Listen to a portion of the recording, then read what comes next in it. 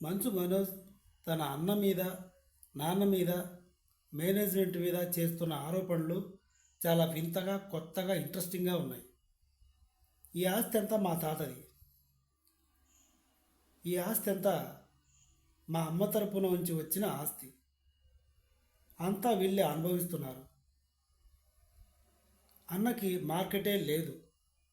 Cinema పరంగా market లేదు. 450 కోట్లు కాలేజీల డబ్బు, స్కూల్లో డబ్బు. ఈ డబ్బుతో కన్నప్ప సినిమా చేస్తున్నారు. ఇంట్లో నాకు ఎలాంటి విలువ ఇవ్వట్లేదు.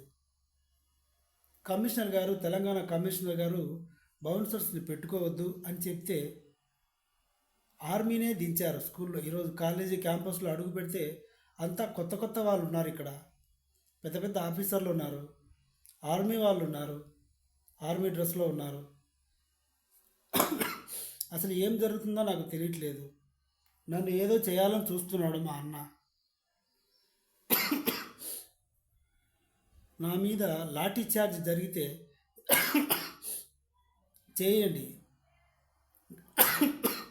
మా అమ్మమ్మ, మా నానమ్మ, తాతయ్య సమాధి దగ్గరికి వచ్చి వాళ్ళ కోసం తన్నులు తినడానికి నేను సిద్ధంగా ఉన్నాను. నేను జస్ట్ దండం పెట్టుకొని పోదామంటే నన్ను ఆపుతున్నారు, లోపలికి వెళ్ళనివ్వట్లేదు. ఇది మనోజ్ చేస్తున్న ఆరోపణలు.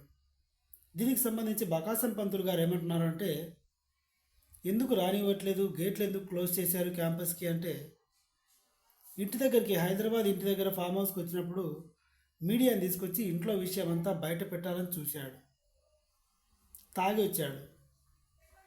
నాన్నగారి అనుచరులని నా కొడక ఎవడ్రా నువ్వు అని తాగి ఇష్టం వచ్చినట్టు మాట్లాడాడు.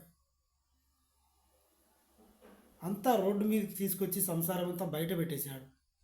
మళ్ళీ ఏం చేస్తాడన్న ఉద్దేశంతోనే ప్రొటెక్షన్లో భాగంగా పోలీసుల్ని పెట్టాం.